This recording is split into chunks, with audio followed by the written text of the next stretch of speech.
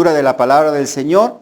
Vamos a leer Isaías capítulo 59 a partir del versículo 1 y hasta el final del capítulo. La palabra del Señor nos dice así: la mano del Señor no se ha cortado para salvar, ni su oído se ha endurecido para oír. Pero las iniquidades de ustedes han hecho separación entre ustedes y su Dios. Y los pecados le han hecho esconder su rostro para no escucharlos. Porque las manos de ustedes están manchadas de sangre, sus dedos de iniquidad, sus labios hablan mentiras, su lengua murmura maldad.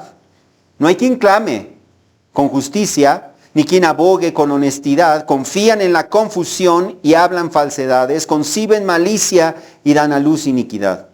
Incuban huevos de áspides y tejen telas de araña. El que come de sus huevos muere, y del que es aplastado sale una víbora. Sus telas no servirán de vestidos, ni se cubrirán con lo que hacen. Sus obras son obras de iniquidad, y actos de violencia hay en sus manos. Sus pies corren al mal, y se apresuran a derramar sangre inocente. Sus pensamientos son pensamientos de iniquidad. Desolación y destrucción hay en sus caminos. Camino de paz no conocen, y no hay justicia en sus senderos. Han torcido a su favor las sendas, cualquiera que ande en ellas no conoce la paz. Por tanto, el derecho está lejos de nosotros, y no nos alcanza la justicia. Esperamos luz y solo hay tinieblas. Claridad, pero andamos en oscuridad. Vamos tocando la pared como ciegos y andamos a tientas como los que no tienen ojos. Tropezamos al mediodía como al anochecer. Entre los robustos somos como muertos. Todos nosotros gruñimos como osos y gemimos tristemente como palomas. Esperamos la justicia, pero no la hay. La salvación, pero está lejos de nosotros. Porque se han multiplicado nuestras transgresiones delante de ti, y nuestros pecados testifican contra nosotros. Porque nuestras transgresiones están con nosotros, y conocemos nuestras iniquidades. Transgredir y negar al Señor, apartarse de nuestro Dios, hablar de opresión y rebelión, concebir y proferir en el corazón palabras mentirosas. Se ha vuelto atrás el derecho y la justicia permanece lejos, porque ha tropezado en la plaza la verdad, y la rectitud no puede entrar. Sí, falta la verdad. Y el que se aparta del mal es hecho presa. Y lo vio el Señor, y desagradó a sus ojos que no hubiera derecho. Vio que no había nadie y se asombró de que no hubiera quien intercediera. Entonces su brazo le trajo salvación y su justicia lo sostuvo. Se puso la justicia como coraza y el casco de salvación en su cabeza. Como vestidura se puso ropas de venganza y se envolvió de celo como de un manto. Conforme a los hechos así él pagará. Furor para sus adversarios, justo pago para sus enemigos. A las islas dará su pago. Y temerán desde el occidente el nombre del Señor, y desde el nacimiento del sol su gloria. Porque Él vendrá como torrente impetuoso que el viento del Señor impulsa. Y vendrá un redentor a Sión.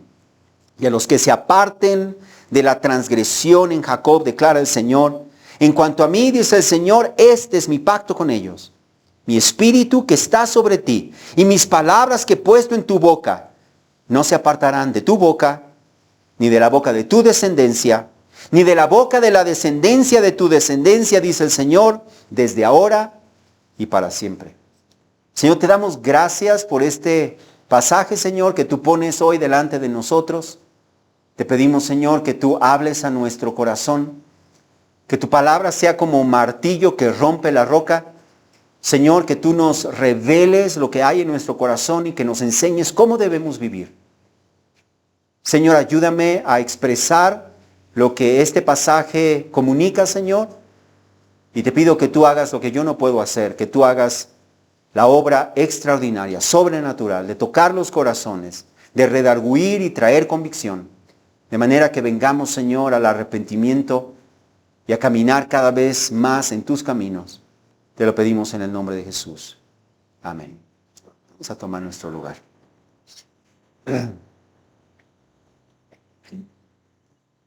La Biblia nos enseña, hermanos, que nadie nadie es bueno a los ojos de Dios. Si tú crees que eres una persona buena, es porque el estándar que tú estás usando para medir tu bondad es el estándar equivocado. Dios es el estándar para medir la bondad. Y a los ojos de Dios nadie es bueno, porque Dios, que es el estándar de la verdad, es el estándar de la bondad, quiero decir, el estándar de la bondad que es Dios, es perfectamente y completamente santo. Y puesto que Él es perfecta y absolutamente santo, su justo estándar para medir la bondad no es otro, ni puede ser otro, que la absoluta y total perfección. Es por eso que Romanos 3:10 afirma de manera contundente que no hay justo. No hay justo. Ni siquiera uno. Y luego añade en el versículo 12, todos se han desviado. ¿Cuántos? Todos se han desviado. Todos a una se hicieron inútiles. No hay quien haga lo bueno, no hay ni siquiera uno. Esa es la condición natural de todo ser humano sin excepción. Y es por eso, hermanos, que necesitamos de la obra de Cristo. Es por eso que necesitamos la obra del siervo de Yahvé que vino a salvar a su pueblo, que vino a salvar a todo aquel que venga a Él en arrepentimiento y fe. Pero ¿qué sucede hoy en día en muchas iglesias cristianas? En donde no se habla del pecado, en donde no se confronta el pecado, en donde se minimiza el pecado y en donde pareciera que el propósito es exaltar el ego y es exaltar el sentirnos bien con nosotros mismos sin tratar con el pecado. Y eso tiene serias repercusiones en la vida de la iglesia.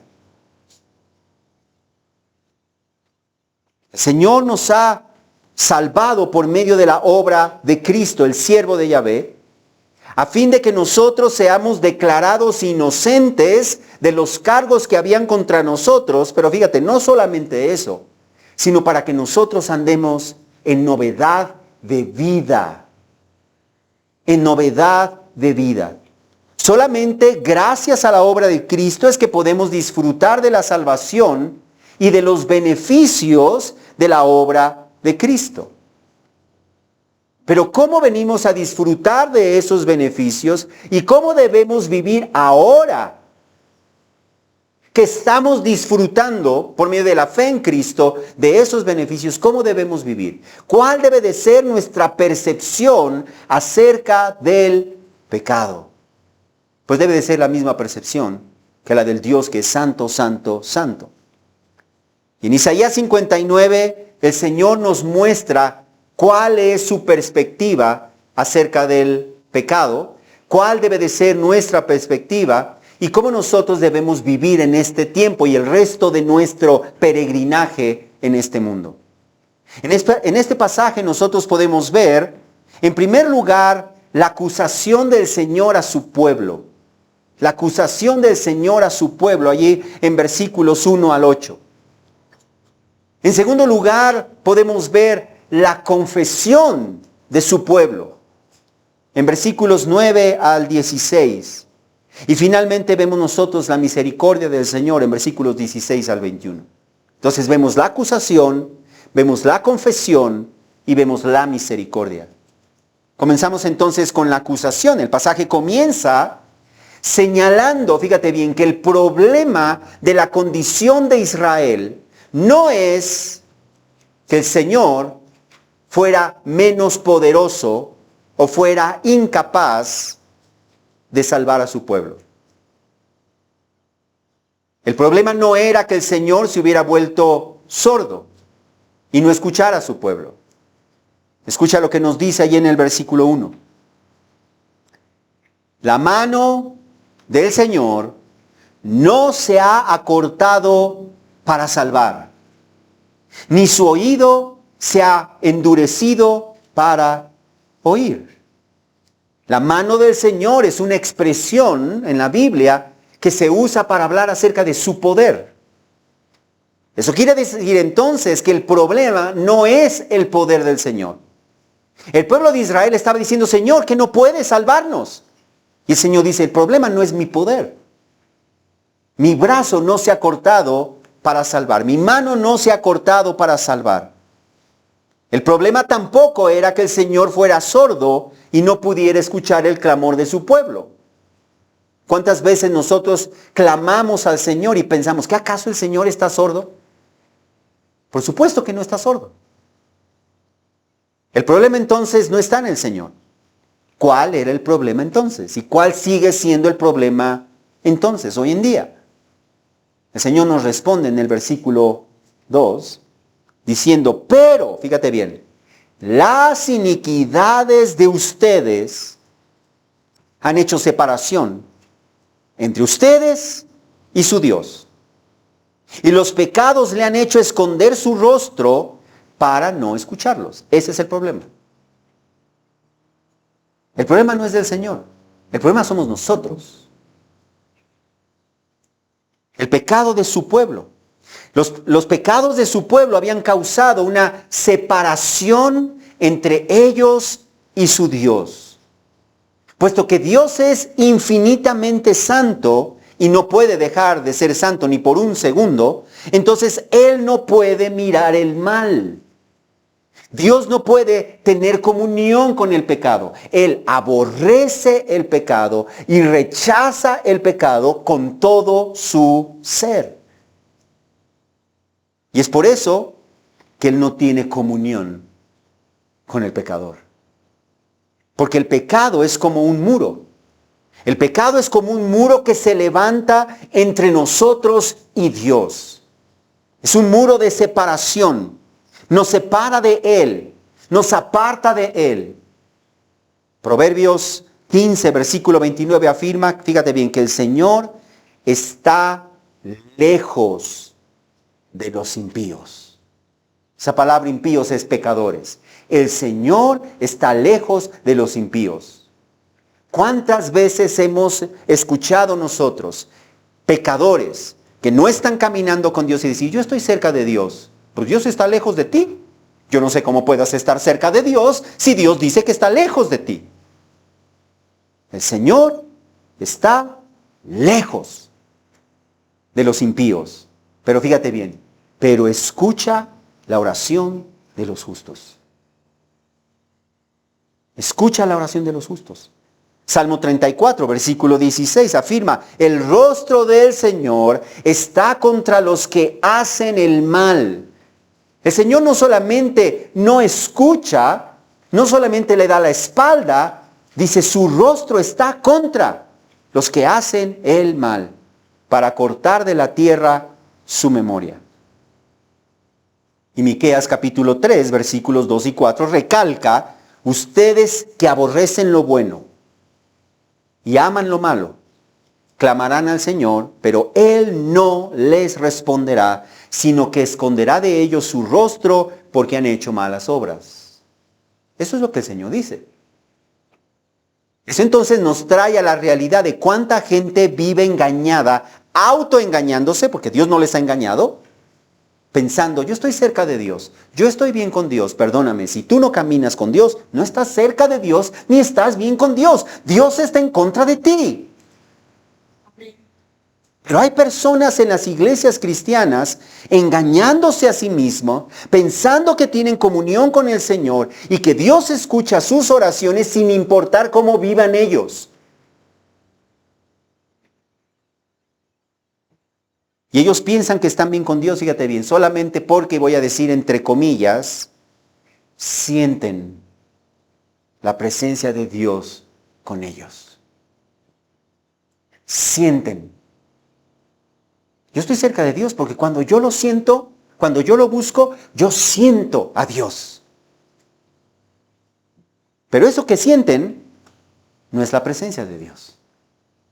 Eso que ellos sienten no son más que las emociones engañosas de su propia imaginación.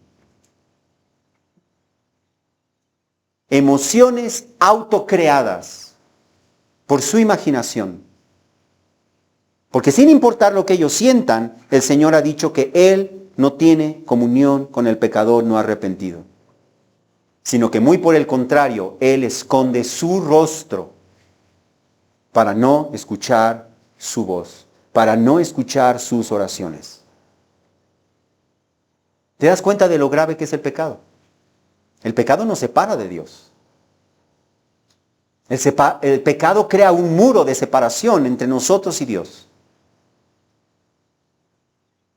Pero el Señor no solamente lanza acusaciones al aire, Él nos conoce a la perfección. Él conoce cada pensamiento, Él conoce cada actitud, cada motivación de nuestro corazón, de la misma manera que Él mira nuestras acciones. No hay nada que nosotros podamos hacer, no hay nada que nosotros podamos ver, no hay nada que nosotros podamos pensar a escondidas de Dios. Nada. Todo está perfectamente abierto y transparente delante de Él. El Salmo 139 nos dice en versículos 11 y 12, si yo digo, ciertamente las tinieblas me envolverán, y la luz a mi alrededor será noche, pues ni aun las tinieblas son oscuras para ti, y la noche brilla como el día. Las tinieblas y la luz son iguales para ti.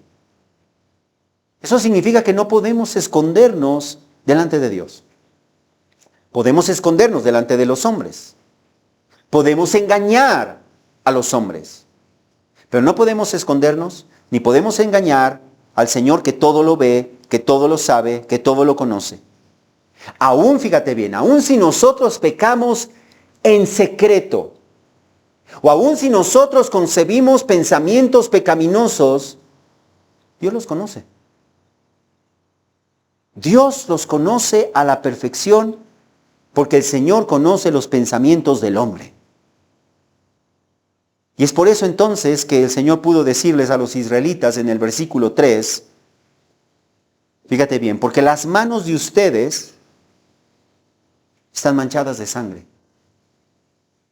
Sus dedos de iniquidad, sus labios hablan mentira, su lengua murmura maldad. Observa que tanto las acciones grandes, las manos, las acciones pequeñas que se hacen con los dedos, los más minuciosas, sus palabras estaban contaminadas por el pecado. El Señor añade en el versículo 4, no hay quien clame con justicia, ni quien abogue con honestidad. Fíjate, confían en la confusión y hablan falsedades, conciben malicia y dan a luz la iniquidad. La Nueva Traducción Viviente capta la idea del versículo 4 diciendo, a nadie le importa ser justo y honrado. Las demandas legales de la gente se basan en mentiras, conciben malas acciones y después dan a luz el pecado. Conciben malas acciones en sus pensamientos y después las llevan a cabo y dan a luz el pecado. Así que entonces sus acciones, sus palabras, sus intenciones, sus pensamientos estaban corrompidos por el pecado. Y el Señor nos ilustra la necedad de nosotros concebir el pecado y luego llevar a cabo el pecado. Observa cómo el Señor nos ilustra esta necedad. Allí en el versículo 5 nos dice que incuban huevos de áspides y tejen telas de araña. Presta atención. Concebir el pecado es como empollar huevos de serpientes venenosas y como tejer telarañas. ¿Quién hace eso? Pero observa cuál es el resultado de hacer esto. En versículo 5, en la segunda parte. El que come de sus huevos muere, y del que es aplastado sale una víbora. ¿Qué es lo que está queriendo decir? Si tú en tu mente concibes, incubas, empollas el pecado, vas a dar a luz pues el pecado. No puedes dar a luz otra cosa. Si tú empollas huevos de serpiente, que es lo que vas a dar a luz, huevos de serpiente. Y si haces eso, dice allí, es como si tú empollas huevos de serpiente y luego te los comes. Hacer eso es mortal, hacer eso te causa la muerte. Pero si luego tú dices, bueno, voy a dar a luz el pecado, pero luego voy a tratar de destruirlo como tratando de evitar las consecuencias del pecado. Dice, es como si tú rompes el cascarón, salen las serpientes y las serpientes bebés tienen el poder, el veneno suficiente para matarte. Así que al final de cuentas, de cualquier manera, el pecado es mortal. Y no solamente eso, sino que además el fruto del pecado, contrario a lo que el pecado te dice, porque el pecado nos engaña, haciéndonos pensar que es benéfico, haciéndonos pensar que vamos a obtener una utilidad de eso, un beneficio de eso. El fruto del pecado no es benéfico. Observa lo que el Señor les dice en versículo 6. Sus telas no servirán de vestidos, ni se cubrirán con lo que hacen. El pecado, en otras palabras, como nos ha dicho antes, es como tejer telarañas y luego usar esas telarañas y tratar de cubrirte y vestirte con las telarañas para que te cubran del frío. ¿Quién de ustedes piensa que eso es una medida inteligente para vestirte y cubrirte del frío?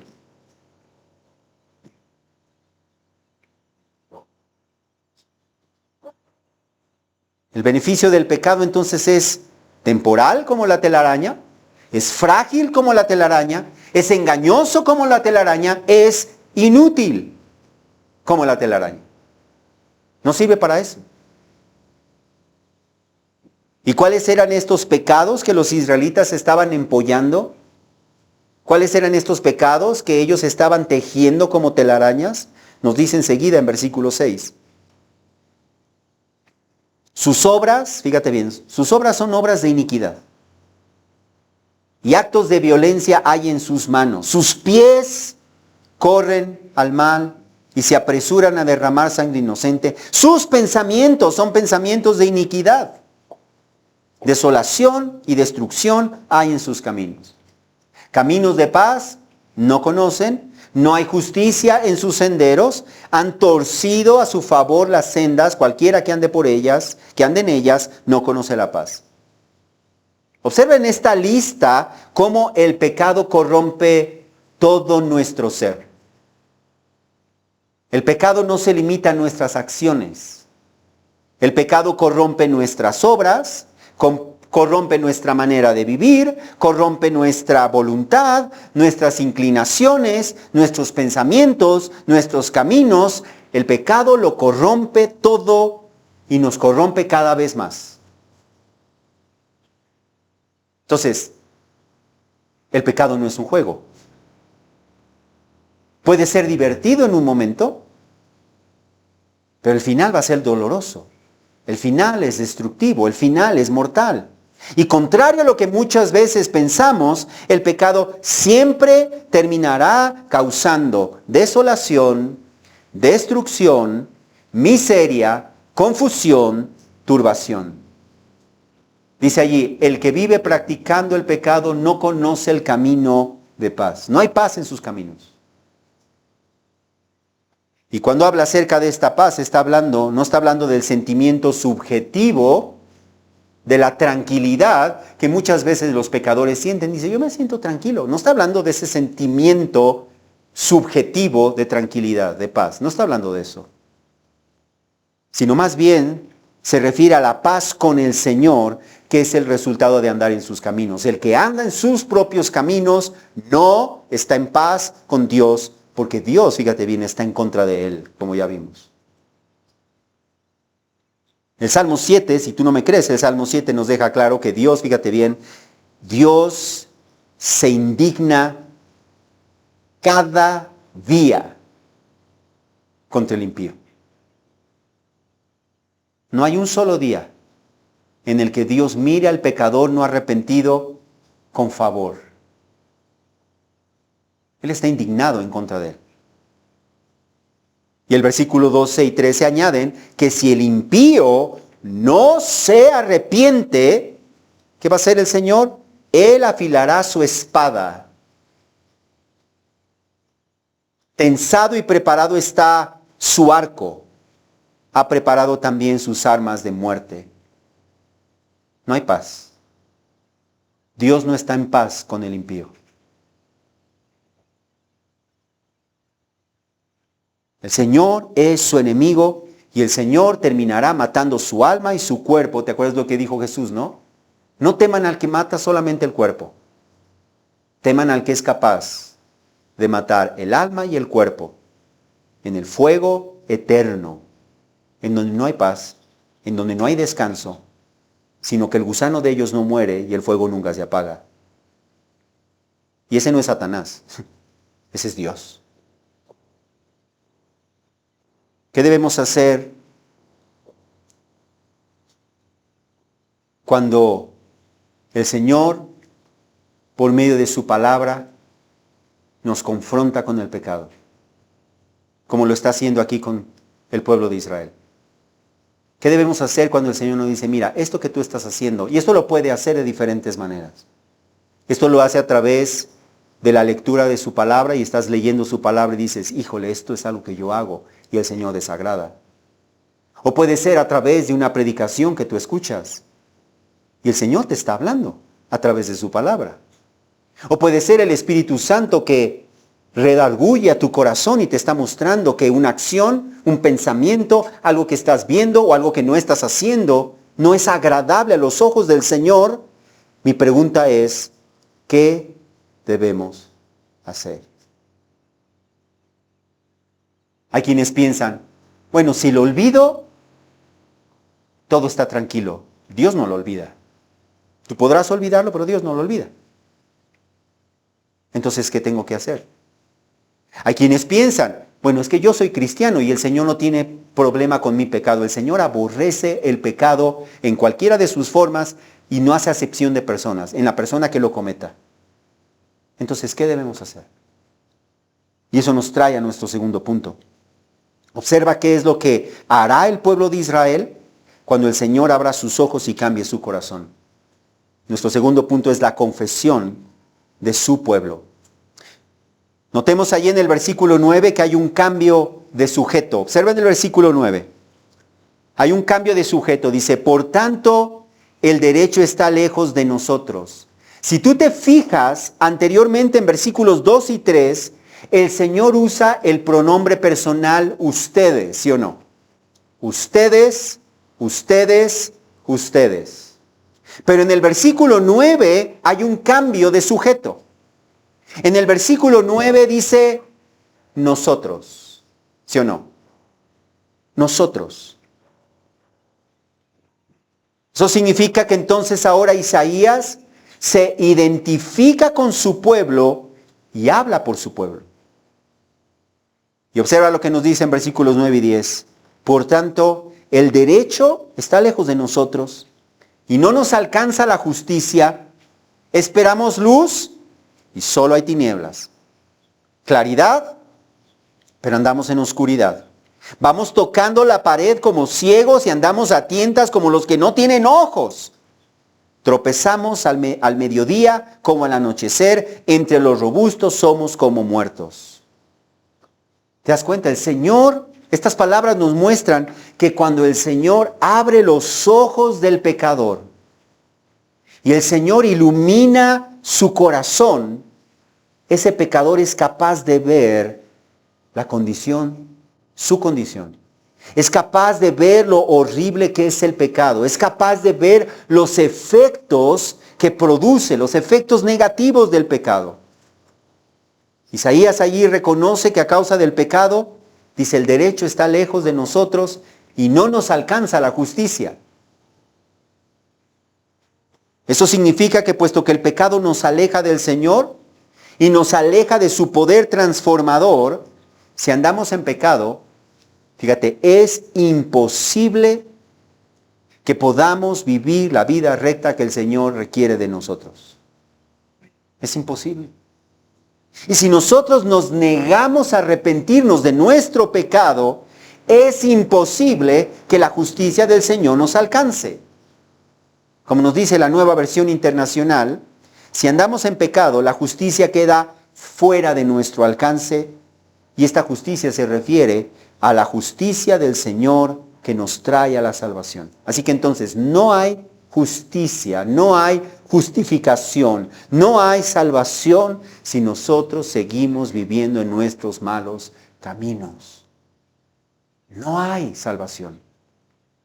Si nosotros nos negamos a arrepentirnos, si nosotros nos negamos a volvernos al camino de la obediencia al Señor, decididos a abandonar nuestros malos caminos, no hay salvación, no hay justicia. No podemos, por lo tanto, esperar la luz del Señor que ilumine nuestra vida, que guíe nuestro caminar. No sucederá. Seguiremos caminando en tinieblas, viviremos tocando la pared como ciegos, viviremos andando a tientas como los que no tienen ojos, y nuestra vida entonces estará marcado por los tropiezos y las caídas. Tropezaremos una y otra vez, tanto a la luz del mediodía como en la noche. Y aunque seamos robustos y pensemos que somos fuertes en nosotros mismos, seremos como los que no tienen vida. Y por eso en el versículo 11 el profeta Isaías, dando voz al clamor de su pueblo, dice: todos nosotros, si esta es nuestra condición, o puesto que esta es nuestra condición, dice, ¿qué podemos hacer en nosotros mismos? Todos nosotros gruñimos como osos y gemimos tristemente como palomas. Esa palabra gruñir se refiere al lamento de dolor, de angustia que hacen los osos en este caso, cuando están sufriendo, cuando están heridos, cuando están atrapados o cuando están hambrientos y no consiguen presa. Así dice el pecador que se da cuenta de su pecaminosidad, gruñe y se lamenta por su condición, por su pecado, como un oso o como una paloma.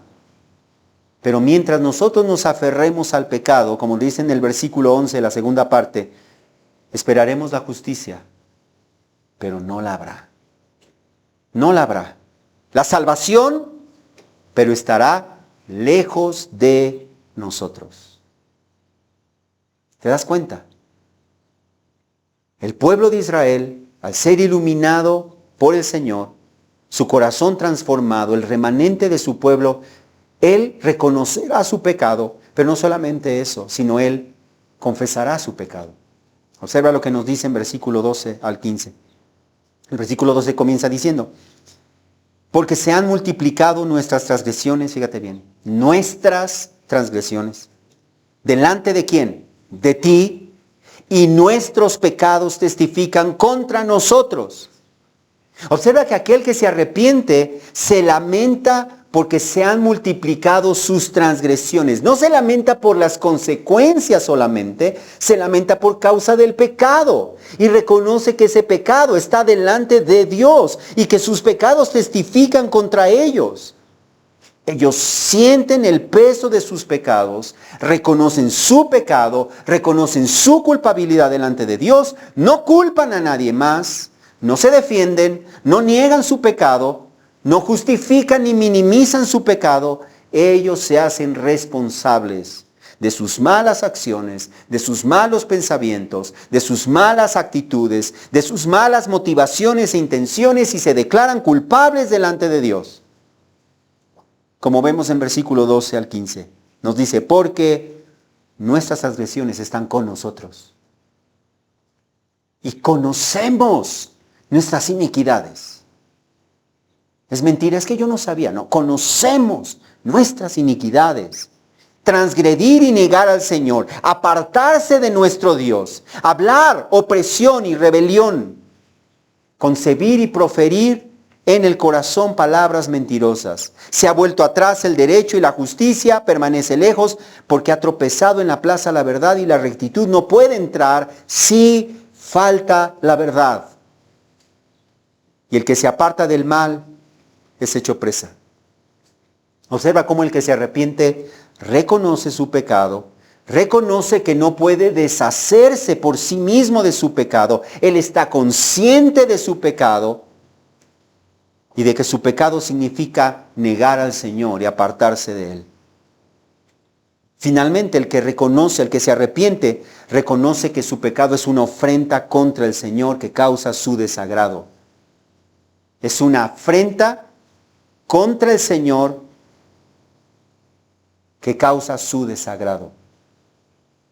Observa lo que dice en versículo 15, la segunda parte y la primera parte del versículo 16. Y lo vio el Señor. ¿Te das cuenta? No dice el Señor no lo vio. No, y lo vio el Señor y desagradó a sus ojos que no hubiera derecho. Vio que no había nadie y se asombró de que no hubiera quien intercediera. El que se arrepiente reconoce que su pecado no está escondido de los ojos del Señor. Reconoce que su pecado es desagradable al Señor. Fíjate bien, y que no hay nadie que pueda ayudarlo. No hay nadie que pueda interponerse en su camino para que haya restauración.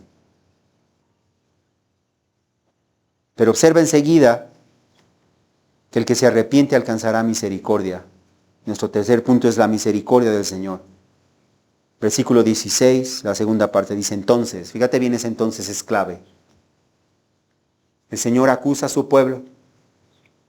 Su pueblo reacciona reconociendo su pecado, confesando su pecado. Y dice el versículo 16, entonces. Solo entonces.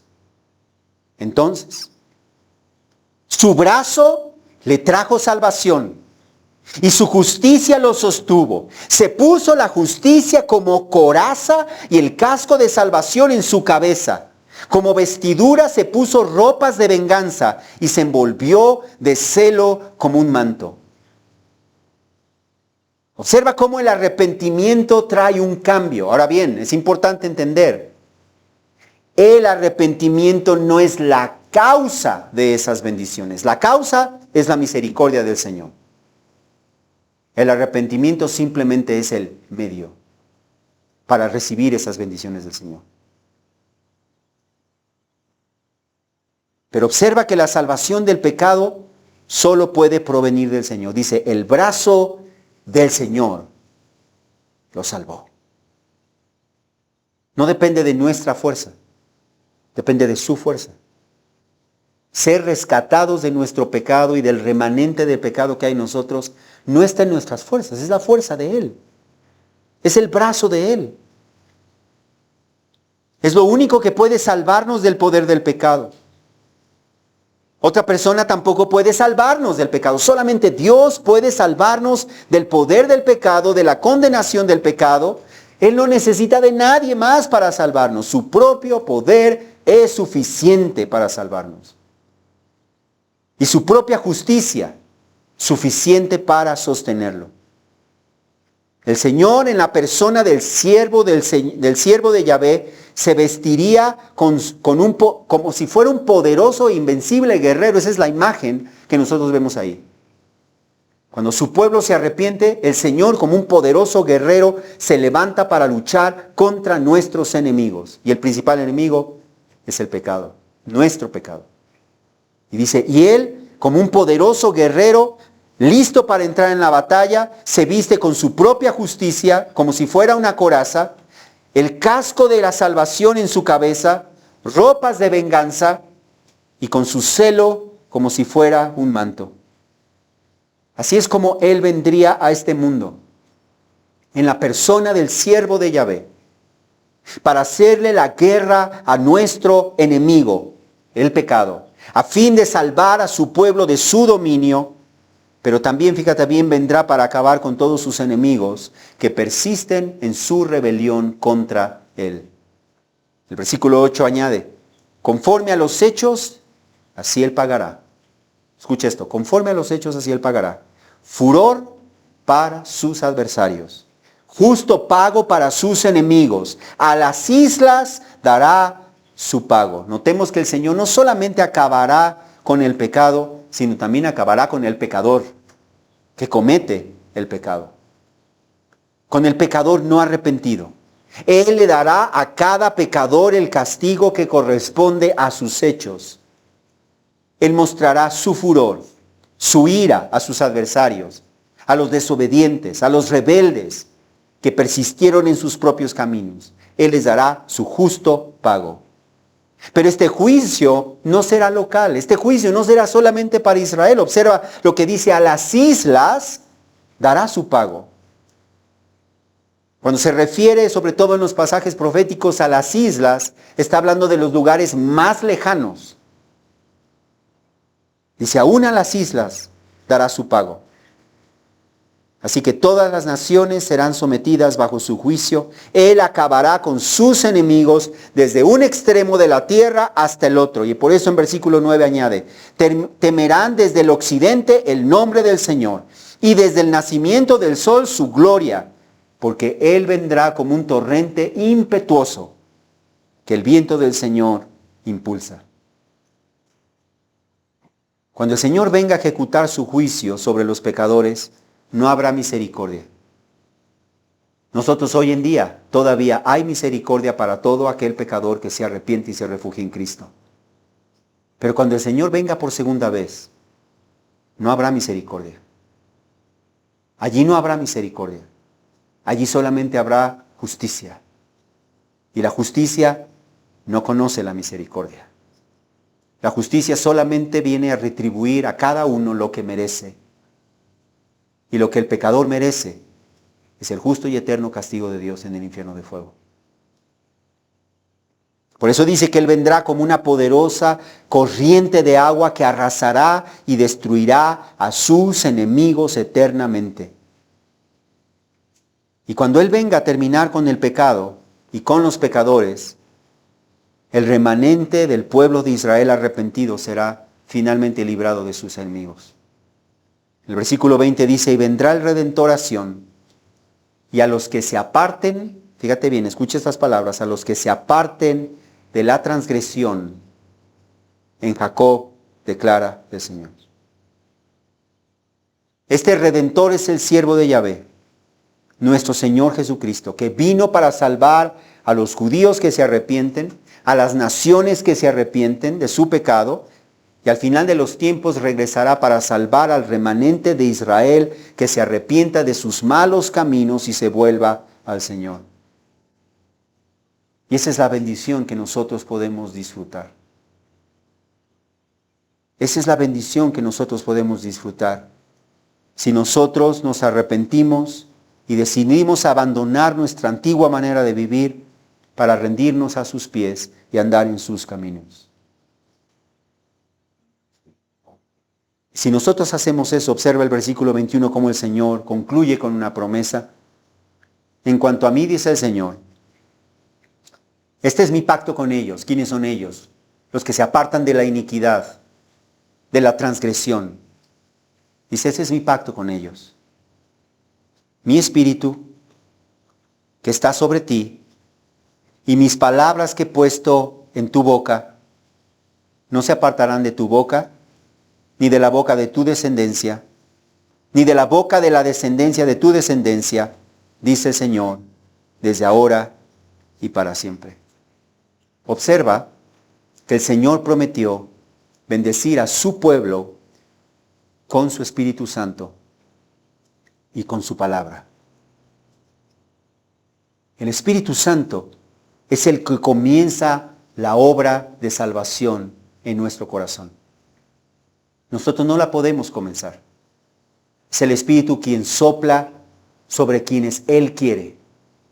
Y cuando Él sopla en la vida de alguien, abre sus ojos, quita la basura que le impedía ver la condición de su corazón. No solamente eso, quebra el corazón de piedra, lo transforma en un corazón de carne, de tal manera que esa persona que antes no podía ver su condición, esa persona que antes pensaba que estaba bien con Dios, ahora se da cuenta de su condición delante de Dios. Y ahora es capaz de ver. Sus ojos que estaban ciegos, ahora pueden ver. Y el Señor pone en su corazón, por medio de su Espíritu, la fe y el arrepentimiento para que pueda venir a la fe en Cristo, al arrepentimiento, a la salvación. Eso es la obra de su Espíritu. Y una vez que nosotros hemos creído en Cristo, es el Espíritu Santo quien viene a morar en nuestro interior. Él no va y viene. Él está habitando en el creyente genuino.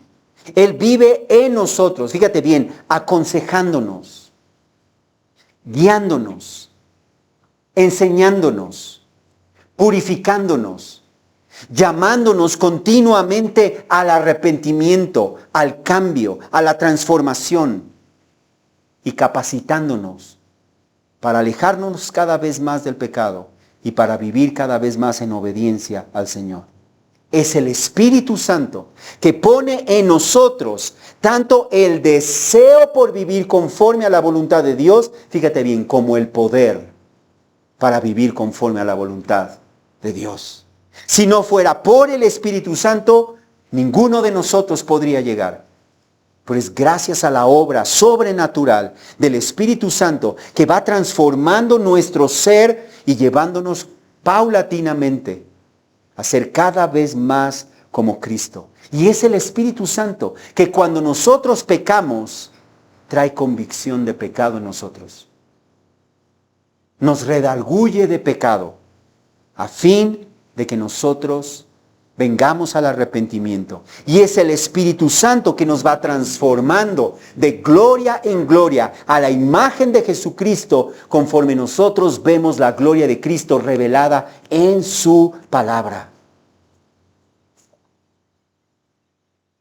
El pecado entonces, hermanos, no es un juego. No es un juego. El pecado es un enemigo mortal. Y tenemos que grabarnos eso en nuestro corazón, en nuestra mente. Cualquier pecado, en cualquiera de sus formas, en cualquiera de sus presentaciones, en cualquiera de sus intensidades o sus magnitudes, es increíblemente mortal. Es tu enemigo. Y si tú te sientas a comer con tu enemigo, él está comprometido con un solo objetivo. Dices, acabar con tu vida. El pecado entonces, por más divertido, por más benéfico, por más inocente, por más inofensivo que parezca, es mortal. No dejemos entonces que el pecado nos engañe, nos seduzca, nos endurezca. Al contrario, vengamos y vivamos continuamente en un sincero arrepentimiento con el Señor. Ninguno de nosotros, aún habiendo creído en Cristo, podemos decir, ya estamos libres del pecado. El pecado sigue remanente en nosotros. Ya no es nuestro amo, ya no es nuestro dueño, ya no estamos obligados a obedecerlo como antes estábamos obligados a obedecerlo. Ahora nosotros podemos decirle, no. Pero aun cuando nosotros pecamos, aun cuando nosotros tropecemos y caigamos, el Señor nos dice, podemos venir en un sincero arrepentimiento delante de Él. Podemos confesar nuestro pecado. Dispuestos, decididos a decir, voy a abandonar mi pecado. Y no importa qué tan difícil sea nuestro pecado o qué tan pegado esté a nosotros. Nosotros tenemos el poder del Espíritu para ir deshaciéndonos del pecado que tan fácilmente nos envuelve. De manera que sigamos corriendo con paciencia la carrera que tenemos por delante, puestos los ojos en Jesús, el autor y el consumador de nuestra fe. Que vivamos así, hermanos, en un arrepentimiento continuo, dándonos cuenta de que el pecado es nuestro mayor y mortal enemigo, luchando contra él como un enemigo cada día, alejándonos cada vez más de él en el poder del Espíritu para vivir en obediencia al Señor. Vamos a orar. Padre, te damos gracias. Gracias porque tú no nos has dejado solos. Gracias porque tú no solamente nos das instrucciones de la manera en que debemos vivir, sino que tú has puesto tu Espíritu Santo. El mismo Espíritu que levantó a tu Hijo Jesucristo de entre los muertos de una manera sobrenatural, poderosa, haciendo lo que parece imposible a nuestra vista, pues es el mismo Espíritu que has hecho morar en cada uno de nosotros, Señor, a fin de ir matando el pecado que aún está remanente en nosotros. Ayúdanos a vivir en un continuo arrepentimiento, Señor, dependiendo de tu poder cada día, Señor. Te lo pedimos en el nombre de Jesús, Señor. Que no permitamos que el pecado se levante, Señor, como una muralla que nos separa de ti, que te hace esconder el rostro para no escuchar, sino que seamos sensibles, Señor. Te lo pedimos en el nombre de Jesús. Amén.